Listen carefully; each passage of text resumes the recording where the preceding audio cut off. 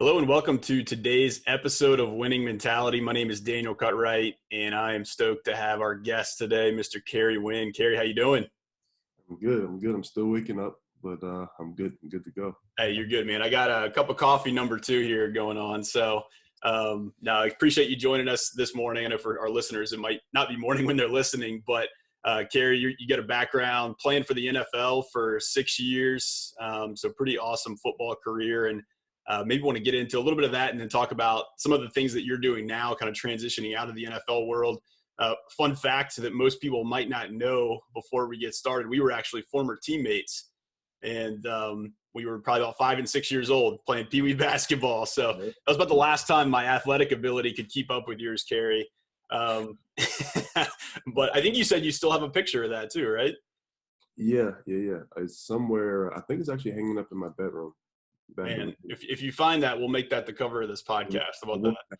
Yeah. Cool, man. Well, no, I'm excited to have you on here today. And, maybe just to kind of kick us off and get started, talk a little about your background. Obviously, we grew up in the same place in Louisa, but talk about maybe just kind of like upbringing and how you moved into athletics.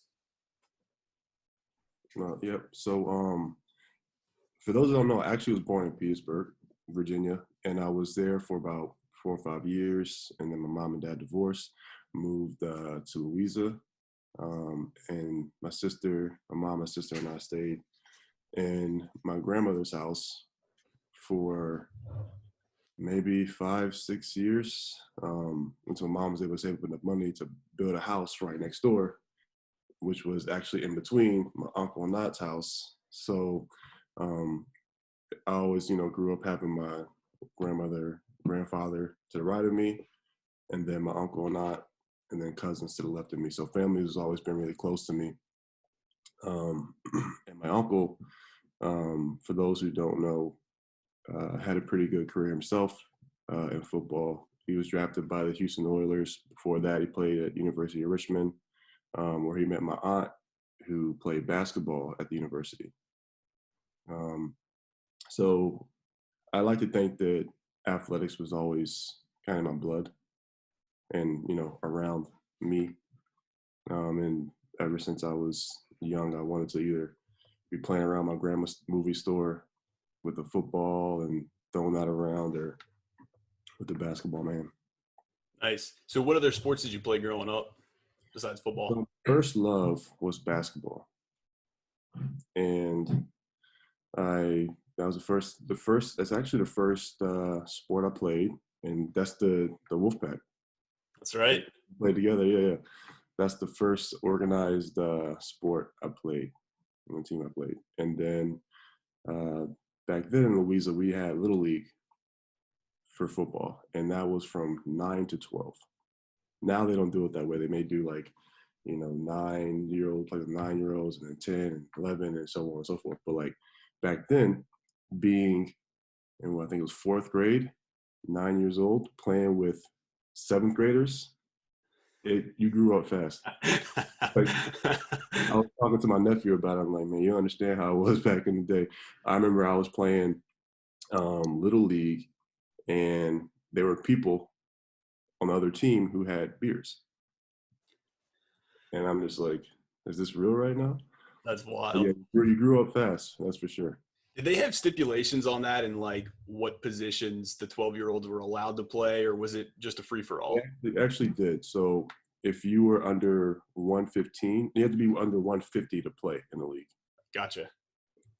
And then you had to be under 115 to either play quarterback, running back, or pretty much have the ball in your hands. Yeah. I could imagine that would get carried away fast. Yeah. Nice. So played some Pee Wee football, and then I guess kind of transitioned. Mostly was football your primary sport in high school? Basketball. Basketball Still was. basketball. So I played basketball pretty much from, I don't remember how old we were, in elementary school all the way throughout. Yeah. And played football from 9 to 12 in Little League. But when I was 10, I actually had a compound fracture in my wrist, and I didn't play after Little League. I kind of stopped playing for a little bit. Didn't play middle school, didn't play ninth and 10th grade. And then Coach Fisher asked me, like, "Hey, you want to play?" And I was like, "Yeah, I'll think about it." And the football team was doing really well then, so I was like, "You know what? Let me start going to the workouts." Once I started going to the workouts, I was committed. And then my junior year and senior years when I started playing football again. But at that time, I was also playing soccer, Yeah. and I love that sport. Not as much as basketball, but I was huge into that as well. And then junior year and senior year, did track, trying to get out of school, get out of class mostly, but I did high jump in track. So you're a very dynamic, well-versed athlete, which I think there's something to be said for that too. This is kind of a side topic, but a lot of younger athletes that get channeled into one sport specifically, maybe sometimes can be limiting. And I find that a lot of these guys or girls that do a lot of different sports, they're able to almost excel at a higher level once they reach college. It's just like for an overall development standpoint. Do you feel like that was the case for you as well? Right. I mean, definitely like when I got into college and eventually NFL, it's like the more you could do, the more value you had. Yeah. So being able to play some of them sports and where you might not realize how playing soccer can help you with your footwork, or I don't know, basketball helping you with your hand-eye coordination. I'm just throwing that out there. I'm not too sure, but at least help you with the vertical, right? Yeah. All those different tools can help you at the next level, whatever sport you decide to focus on. Yeah. No, that's true. I mean, I remember hearing Coach O, LSU, he was talking about being on a recruiting visit somewhere, and he's like, all right, where are your track guys? He's like, I want to go talk to your track guys, because he's looking for that speed. So I think there's a lot of truth to what you're saying there. What was your main position when you played in high school? Football. That's right. Yep. Football. I played receiver. I played receiver my first year, 11th grade year, and outside linebacker. Okay. I Nice. wasn't even going to play linebacker first. They saw that I was had a growth spurt, and I was, I think, 6'4", 6'3", 6'4" then. So they're like, "Oh, we're gonna put you out there and just throw the ball up to you." But then they put me on defense, and I had a few good hits in training camp. Like, "Yeah, we're gonna put you out here as well." And then that next year, my senior year, I probably gained like 15 pounds, and they moved me to tight end, and I still played that outside linebacker position. Gotcha. Yeah, I remember you hitting your growth spurt in high school. It was probably around what, like freshman, sophomore year? Yeah, because we were probably the same height. I'm willing to bet we were the same height. Yeah. You're older than me, but my 7th grade, your 8th grade year. Yeah. And then you probably grew what? I mean, you were 6'4" at that point. You're what, 6'6" now? 6'5"? 6'5", yeah. 6'5"? Okay. Yeah, so you really shot up there. Right. And Nice. then at college, that's when instead of growing up more, I started growing out. Yeah, because you transition position. So yeah, absolutely. That's what I need to work on now. I need to get wider now. So so you're coming out of high school, tight end, played a little bit outside linebacker, and then let's talk about transitioning over to University of Richmond, where you ended up playing. Did you get a lot of offers? Were there a lot of schools that you were looking at coming out of high school? So my junior year, I was surprised at the recognition I had gotten on the defensive side. I got first team all district for outside linebacker, and it was kind of surprised me. I'm like, I didn't realize I had done that well, but I probably had maybe 10 sacks that year, which is good. But I didn't, when you're at that age, you're just playing to win games. You're not really thinking about statistics and everything else. Yeah. But that's when I was like, you know what? My dream was to play, college basketball for the best school there is. I'm gonna lose all my UVA fans now. Yeah, they know what it is. Yeah. That was always the dream, right? To play basketball for Coach K. And then after my junior year playing football, I was like, you know what? There may be a better opportunity for me at the next level to play football. So my mom that summer, we went to a whole bunch of camps, Elon, Liberty, Richmond, and started getting some more recognition. And then, coming out my senior year, I started off very strong, had some good games. A lot more schools were saying, "Oh, we're interested. We're thinking about offering you." And then my 7th week, my senior year, University of Richmond called Coach London and called Coach Fisher's office. Coach Fisher pulled me in and said he would offer me a full scholarship. And, I was super excited. That was the first scholarship I had. And within a week, I took it.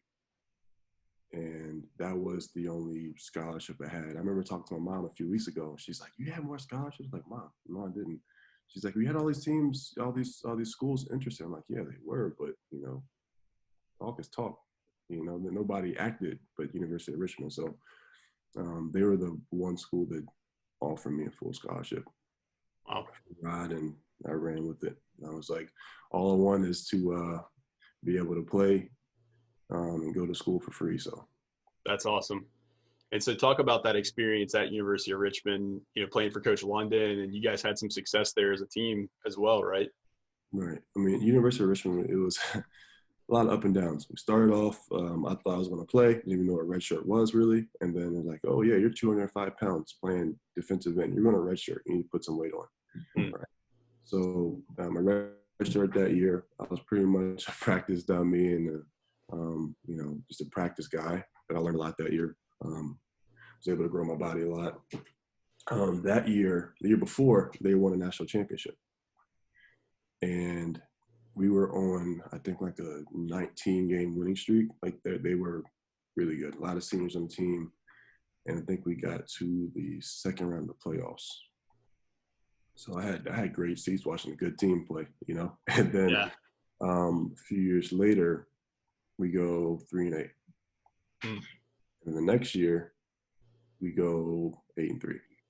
So a lot of ups and downs and with that, but I was very fortunate to have played with them. Absolutely.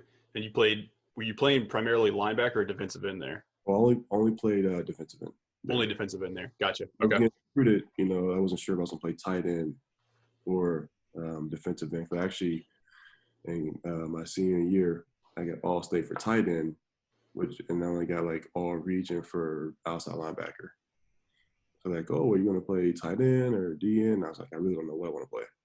Yeah. And I got there, like, "Yeah, we're going to put you at DN." And I was like, "Sounds good."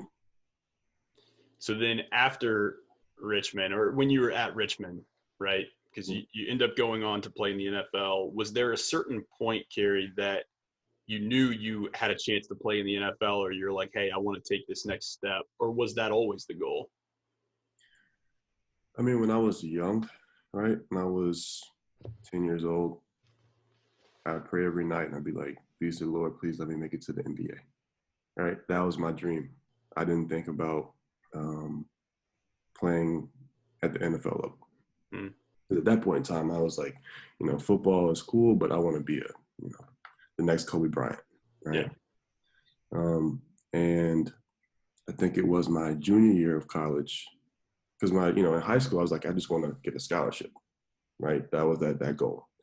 And then that my junior year, I was talking to one of the head coach at the time, who was Coach Scott, and he's like, "You really could play at the next level." And that's when my mind started thinking, like, okay, well, maybe that is something that I can achieve. And then, I'd always worked hard and wanted to be the last person off the field and in the weight room on Fridays when maybe everybody else is out doing what they're doing around campus. But yeah, like when all I need is one person to tell me, like, "Hey, you could probably do this. You have all it takes to do it. You just gotta want it." Yeah. And my focus went there, and That's awesome. Late after that, I was like, "No, I don't know what scout is here, who's watching, and just making sure that I play the best of my abilities." Yeah. Oftentimes that's what it takes, is just that one positive voice to reassure, plant that seed in your head. Which is why it's so important to surround yourself with those types of people, right? The people that are going to build you up in those things. So you get 1,000 people, like even in high school. Yeah. People tell me like, "Oh, you're not going to play at Richmond. You're just going to sit in the bench." And you hear that. You hear, tons of people saying that. All you need is one person. For me, all I need is one person to say, "Hey, I think you can do this," or even myself, just believing that I can do it. Yeah. All you need is one chance. Do you feel like you always had the work ethic too? I know you said you were the guy that was, staying late to practice, you were showing up early, those sorts of things. Was it something that sparked that, or do you feel like you always kind of had that ingrained? I feel like I always had that. Now we view as the Mamba mentality, Yeah. right? I feel like I always kind of had that work ethic, and it goes back to my mom. I mean, I never missed a day in school all the way up until college. Wow. From elementary school all the way up, I had chicken pox on a Friday. I broke my wrist on a Sunday. My mom went to school with me, so I got a half a day in, and then we left. Like after surgery, like man, my mom was like, you're gonna get up and go to school. And Wow. then even to this day, where I'm retired now, and I could, you know, sleep till 8 o'clock if I want to in the morning. My mom is up at 7 o'clock getting ready for work. Mm, Seeing that my whole life, I'm not going to sleep. I'm going to get up and work just as hard as I believe she is, and I know she is. that's awesome. Very cool. And we'll talk about that a little bit. I'm surprised. She normally calls me on the way to work. I'm surprised she hasn't called me yet.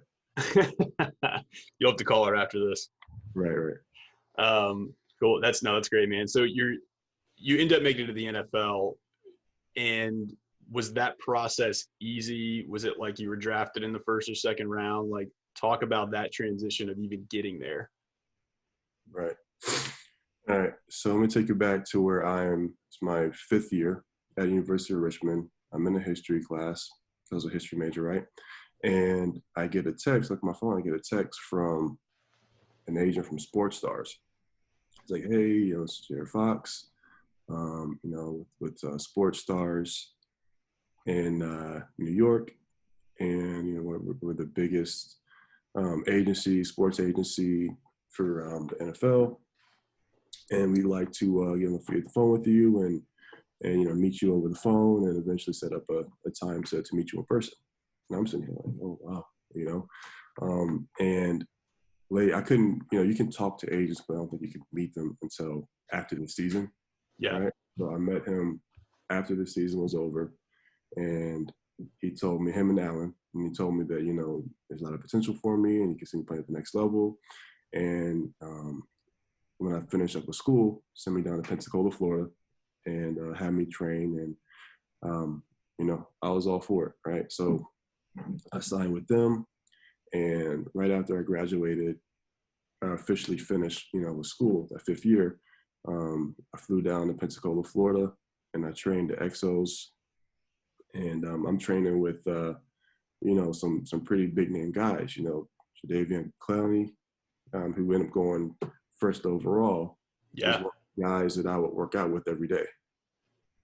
Right. And I feel like I'm going a little off topic. I may have forgotten what the question was. No, just that transition of getting into the NFL and what that process looked like. Right. Yeah. So we had about a month of, just working out, because I found out I was going to the combine.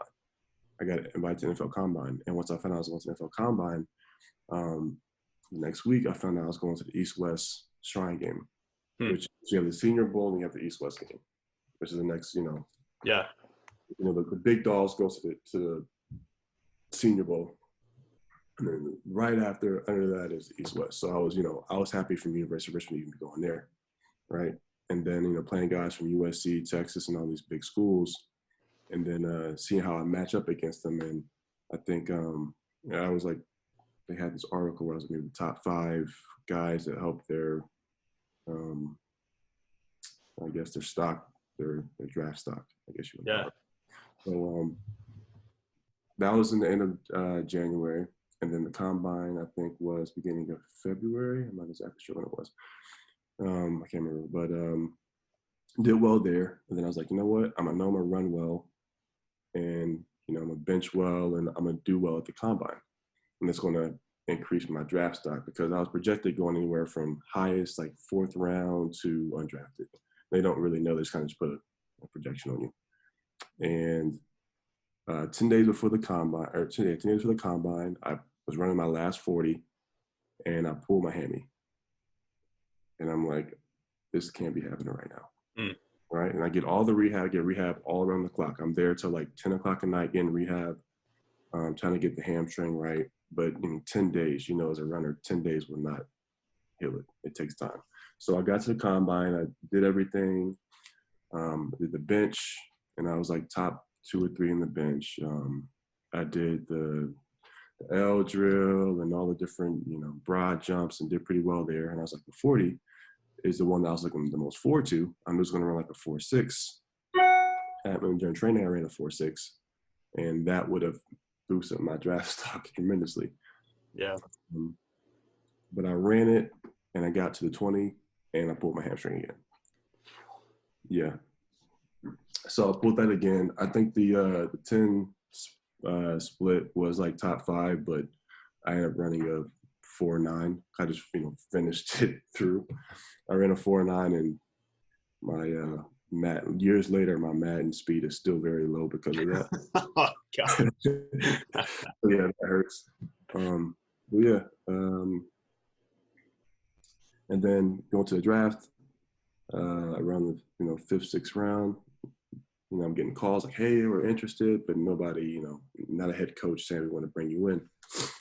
And then after that 7th round, I'm like, yeah, I'm probably not going to get drafted. At this point, I don't want to get drafted because the 7th round, you're not guaranteed to be on the team anyway. And after that 7th round, you can kind of pick and choose where you want to go as a preferred free agent.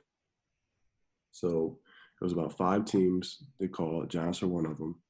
And they were the only team that called that didn't actually draft a defensive end. So it was my friend, I'm going to go to the Giants. I know I had to beat out the undrafted guys that I came in with. And I think one more guy who had been there for a few years. Not a really good training camp, preseason. And, the grace of God, I was able to make the team. That's amazing. Yeah. Love that you were able to overcome just the hamstring thing. I feel like that's oftentimes how it happens. You're on this great trajectory, and then some curveball comes out of left field, and you've got to learn how to adjust, right? And how to deal the cards that you've been dealt. So you end up making the team, and was that first season, did you end up getting some playing time? Was it more just kind of learning the system? What was that like? It was kind of like redshirting my freshman year. I didn't know that all you hear is like, make the 53-man roster, make the 53-man roster. Made the 53-man roster. I was super excited. And then I hear that only 46 guys, at that time, it's still different now, but at that time, only 46 guys dressed. So I was one of the few that would go there. I'm on the team, still getting paid like as if I'm playing, but I just stay on the sideline, have a nice view of the game, eating good food, traveling and all that good stuff, and just watching. And it sucked to not be playing, but I knew that you always got to stay ready because you're one injury away. Yeah. And I forget what game it was, but two defensive ends went down that game, and I knew like, okay, well, I'll be playing next game, right? And then Jacksonville was my first game. I actually played against a guy who went to UVA, and I guess he remembered me, and he said something like, "Oh yeah, Richmond is still Richmond," or something like that. And it kind of sparked me a little bit. And then that next series, I had a sack, and I did the corniest sack celebration. It was like Spider-Man, like shooting. Looking back, I'm like, what was I doing? But that made complete sense. Yeah, so my rookie year, I didn't play the first 11 games, and then the next 5 games, I think 1 or 2 of those games I got game balls. Wow. And finish the year as strong as I could. Wow, that's cool. So started making some noise, and then ended up working yourself into the starting rotation, right? So I actually didn't start. I don't think the coach wanted to start me. Yeah. Because there's, for whatever reason he didn't want. I mean, I wouldn't start, but I'd play like still 60 plays a game. Wow. I'd probably get more burn than like pretty much every other D lineman, but I just didn't start. Who are some of the maybe like toughest matchups you remember, or even like some of your most memorable moments playing as a Giant? Well, every In our division, every left tackle is good. Every left tackle is getting paid upwards of 50 million, probably more. Yeah. And they're all Pro Bowls. So playing against those guys, you got your work cut out for you every week. My most memorable, I had a few. My first start was my second year on a Thursday night game against the Redskins, against the Washington football team. I'm sorry. Hey, I still mess it up too. You're good. Against the Washington football team. And I had, I think, 8 tackles that game and had a few big stops. And I get back to the phone and everybody from Louisa is blowing my phone up, congratulating me. Like, that was a good feeling. That's cool. And then playing in the playoff game, the only playoff game I was able to play in. But I didn't make it to a playoff game at Louisa or Richmond. Now, before I joined Louisa football team, right, they went to states. I remember that year. They went to states. And then the next year we don't make the playoffs. Next year they make the playoffs. Then I go to Richmond and they just won the championship, right? National championship. And then the following year they go to the playoffs, but I'm not playing. So like that was like going and playing with the Giants. That was my first playoff experience, true playoff experience.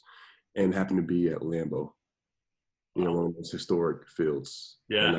And I had to sack that game against Aaron Rodgers. Like, those are things that I'll remember, years down the road.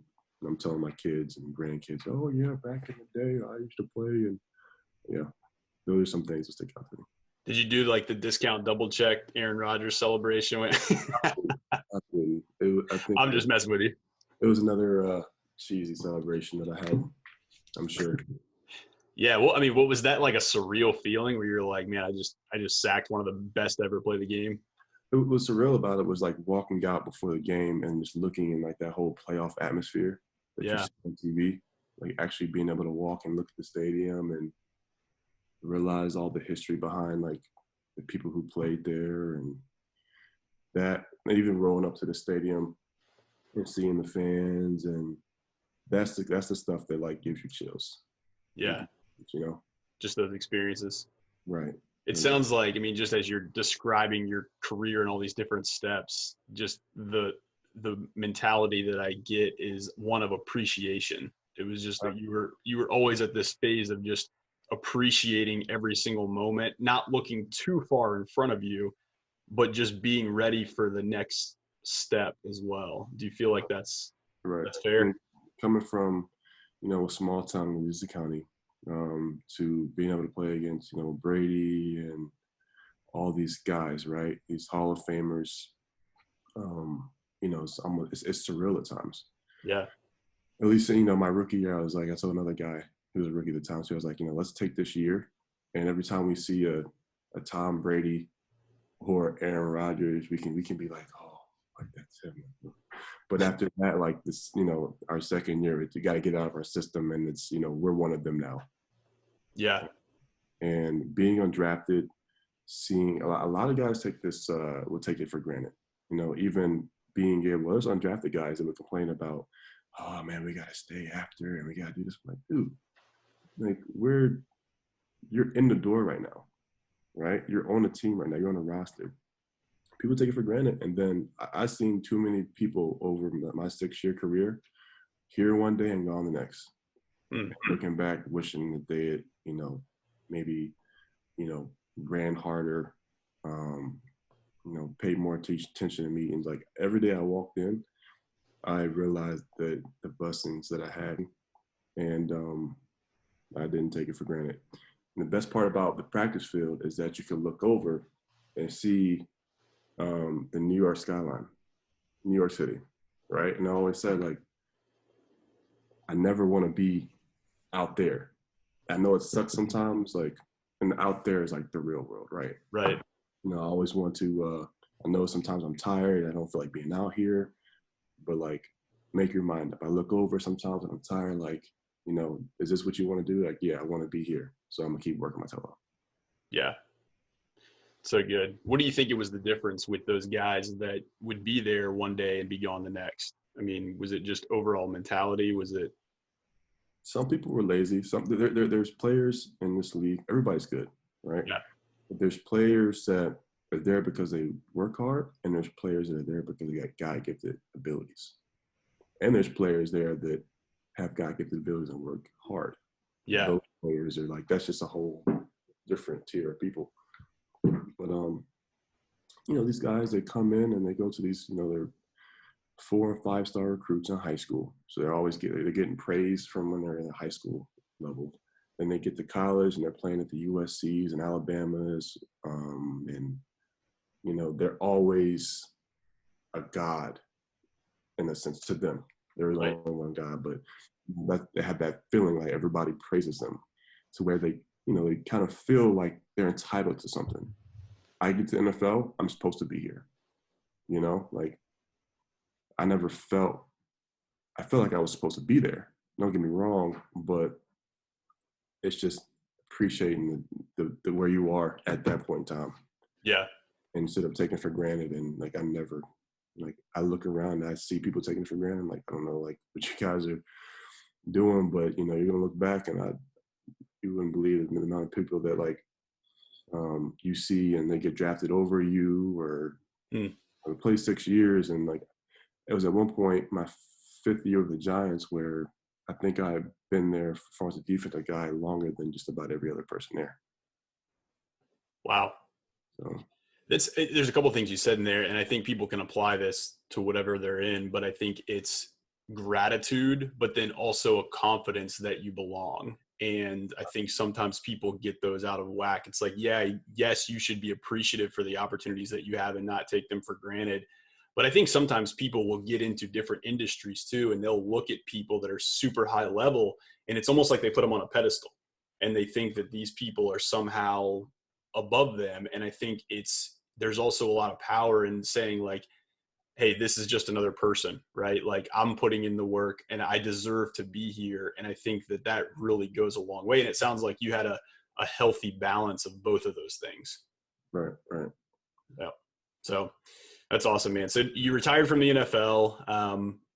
What was the reason or kind of decision that you decided to step away and move another direction? Yeah, so I got to the NFL, undrafted rookie, and one of the players that took me under his wing and looked out for me was a 9-year vet. His name is Matthias Kiwanuka. Yeah, I remember. Yep. 24 for the Giants, and he was always a well-respected guy. I had tremendous respect for him, and I remember after I think the 4th preseason game I had, he saw how I was running after the ball and like I didn't take a play off that whole series. And he pulled me aside. He's like, you don't think you realize like what you did on that play or that series and like how hard you played. Like if you do that and you play that way, you'll be in this league for a long time. And he told me that as a 23-year-old rookie who hadn't even made the team yet. And I thought about that. I was like, you know what? I want to be in the league for a long time. I want to have a career like he has, like like the career that he's had. He won 2 Super Bowls and had a lot of respect in the team and did a lot of good things in the NFL on and off the field. So, and I told myself, I was like, you know what? I want to play 9 years. I want to make it to 9 years. And my 6th year, I was really big on special teams too. I played a lot of special teams, and after my 4th year, I was getting recognition for like a Pro Bowl special teamer, which is another thing that I didn't really, I got to leave. I was like, I'm going to be a defensive end. I want to sack the quarterback. I want to, stop the run on, 4th and inches. But, like we said earlier, the more you can do. And I brought a lot of value on special teams. And towards the end of my career, a lot of teams were wanting me for the value I brought on special teams as well as defense. But, with special teams, it comes at a price, right? I was the guy that was running down 265 full speed, running through wedge blocks and, on the other end, guys are running down full speed. I'm the guy that's not shying away from contact. I was known around the league for being very physical, and teams would eventually start to scout me. And I noticed when on kickoff, where I'm watching a team before that whole week, and there's two guys out there that are 240 pounds. And then the week I play them, I look, and you got a 280-pound guy down there waiting for me. Two of them, right? Like, teams started to switch up what they were doing. You know, I never got single blocked. I'd always get double teamed and all these schemes, whatever. But long story short, I got 5 concussions in 6 years of playing.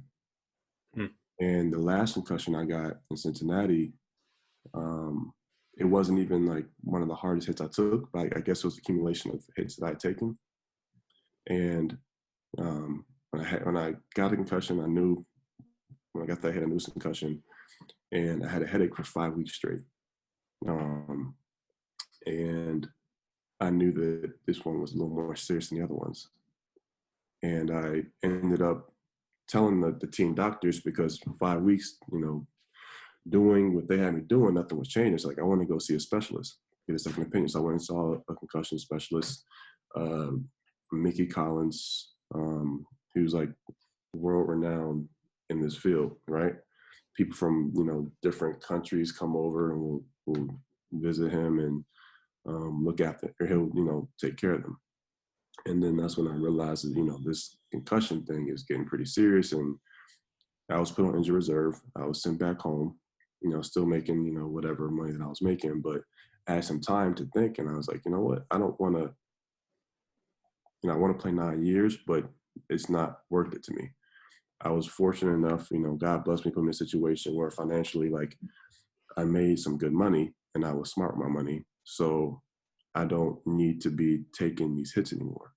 But to me, it's like, okay, you can play a few more years, keep taking these hits, you know, keep making good money, but at what price? You know, years down the road, I'll remember these moments. Yeah. That's when I made the decision. I was like, before the end of that year, I know that I was like, I was done. I was going to play more. And were you at peace with that decision? 100%. Hmm. Yeah, 100%. Because I knew it wasn't hard. I mean, it wasn't easy for me. It wasn't easy for my family either to walk away. And I knew too, like that earlier that year, I was playing some of the best football I've ever played. So I knew that I was going to get other opportunities. And this past year, you know, I had coaches call, hey, you know, this is Coach so-and-so. How you doing? I'm down in Miami now with the Dolphins. You know, we'd like to bring you out. You know, what are your thoughts? I'm telling these coaches, like, hey, man, I appreciate it. You know, you reaching out to me, and it means a lot. But, you know, I've had too many concussions. I think I'm good. And I appreciate you thinking of me, but I'm good. It was hard to do. I don't want to say it was hard to do, but at times it felt like it was kind of surreal, me doing it. Yeah. But knowing that, like, because in thinking back 6 years prior, right? Like, I just want to get a call. I'm sitting there during the draft, like, wanting somebody to call me, and the phone being dry. And then now people are asking me, like, hey, we want you to come in, and me declining it. But me knowing, like, the reason why I'm doing it, people ask me all the time, like, do you miss playing football? Like, do you regret your decision you made? I don't regret it one bit. Once I make the decision, I'm somebody that likes to overthink things at times. But so I spend a lot of time thinking about whatever decision I'm going to make. I'm just make decisions. Yeah. So I knew that, like, I was, you know, in my heart, that's the right thing to do. And I never look back. Do I miss football? I miss playing with the fellas. But I know that the game of football and how I play comes at a price. I can't run down there and be like, that's just not in my blood, right? So if I'm down there, I'm on the field, I'm going to go 100%. Yeah. So, Now, you know, your mentality is one of going 100% and doing things to the best of their ability. So like what you said earlier, now that you're out of football, you're not just laying around, sleeping until 10 a.m. You are going to take that mentality and do something else anyway. And probably having something else is what keeps you charged up and keeps you looking forward, and that's why it's probably able to put you at peace with that decision too. Am I right? right. And Yeah. Go ahead. I feel like you always got to progress. Like, the first week back from Cincinnati, came back to New Jersey. I was injured reserve. So for those that don't know, you still get paid the same amount, whether, on injured reserve. So I could be, so say that whole week I was there practicing, I played that game. Yeah. Being at home, I'm still making the same amount of money. So for a lot of people, like, they're like, oh, this is great. Like, I'm making money, and every Wednesday I look at my account and money's going in. I'm not doing anything to get it. But for me, like, that first week, it was hard because I didn't have a schedule, and I was just sitting there, and I felt like I didn't have a purpose. So I immediately put myself on a schedule. I'm gonna wake up at this time, work out this time, and all this time I have off. Real estate is one of those things I've been looking at in a while, and I've been studying for a while. And I've been reading books and listening to podcasts when I was in Cincinnati. So I just continued doing that, and gave myself a schedule, because like, I honestly, if I've made enough money to where I want to just relax and live easy, I can do that, but I wouldn't get any satisfaction out of it. There's still so much more I want to do in my life. And like I said, one of my goals when I started playing was like, I want to be able to retire my mom, and that's still a goal of mine. You know what I mean? So as long as I know she's up working on the way to work, I'm not going to rest and sleep till 8 o'clock. I'm gonna get my butt up, work out by 8 o'clock, and have breakfast, and by 8:30, 9 o'clock, I'm out the door. Love it.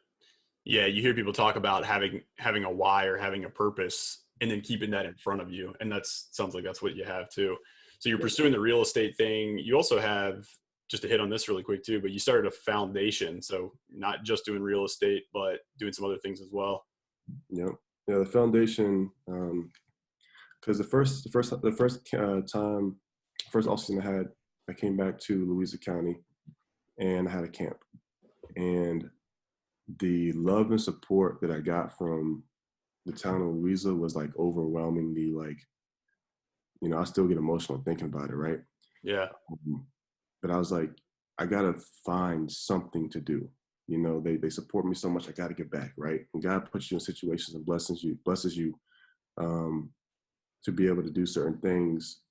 You have to give back. It's your right, it's your duty to give back and bless those and support those who supported you, right? So my third year in NFL, I was out with the family back home, and playing a game of spades, talking to my uncle, like, what are some things you think I could do to help out with, give back to the community? It's like, a great thing you could do is start a nonprofit. So we were talking, and I sat down with a guy that I know up here, one of my good buddies, Sam, who would do my marketing, and he helped me set up a foundation. And I was talking to my mom and the family. I was like, you know what? Trying to think of a name. I was like, why not me? Right? So I was like, okay, well, the name of the foundation is the Kerry Wynn Why Not Me Foundation. I truly believe, like, if I can do it, then you can too. There's no reason why you can't. If you work tough, it wasn't easy, but like, if you give it your all, you can do whatever you want to do in life. So I started up in 2018. Gave my first 2 scholarships out. I wanted to give scholarships to kids back home who, worked hard, and to help bridge that gap that I had from high school to college. I was fortunate to where I got a full ride, but not everybody's that fortunate, right? So if I can help bridge the gap from high school to college, that's a great way I feel I can give back. And I also do a Black History contest that's just started up. It'll be the 3rd year doing that as well. And the reason I did the Black History contest is because when I was in 5th grade, I actually won it. And there was an older lady, and I think she got sick. And after that, she had to stop doing it because she got sick. And then it kind of went dry, and nobody did that for a while. So I was like, you know what? There's another thing I can do. Help educate the community about some of the achievements that African Americans have had throughout history. And there's other things that I have planned to do. It's a little easier now that don't have to be up here all the time. I'm flexible enough to where I can go back home if I need to. So yeah, there's still a lot more that I want to do back to help support the people back home. That's cool, man. No, I love that giving mentality too. I heard a quote, I think it was John Maxwell, but he said, God's not going to give more to you until he knows it's going to flow through you. Right. And that's, that giving back mentality. He's going to elevate you to positions, where you can do more of that. So super cool, man. Well, I know, speaking of giving, people are going to be blessed by you giving your time today on this podcast. This was awesome. I had a lot of fun with this, but any, maybe like one final thought, if you were to, give encouragement or a word of wisdom to young athletes or, people that are trying to progress in a certain area. I was actually talking to somebody about this last night. But I was telling them, I was like, me getting to NFL, right? There's a lot of good that had to happen, right? Because one person blows a knee out and then their career is gone. So I was fortunate, and to the grace of God, first and foremost, through his grace that, and me working hard, that I was fortunate enough to have that opportunity and to play the years that I was able to play. But I really believe that like the luckier or the harder you work, the luckier you get. Mm. Like God blesses those that bless themselves. And, you work hard, and just leave it in his hands and, good things will come. I love that. I've never heard luck quite put that way, because I know there's some people that talk about luck and they're like, I don't believe in luck. I just believe in hard work. But the way that you frame that as the harder you work, that's what's going to contribute to those lucky circumstances. Right. That's awesome, man. Well, cool. Well, Kerry, man, appreciate you jumping on today. This was a blast. And yeah, tell your mom I said hello as well. Will do, man. So, all right, brother. Thanks a lot. All right, take care.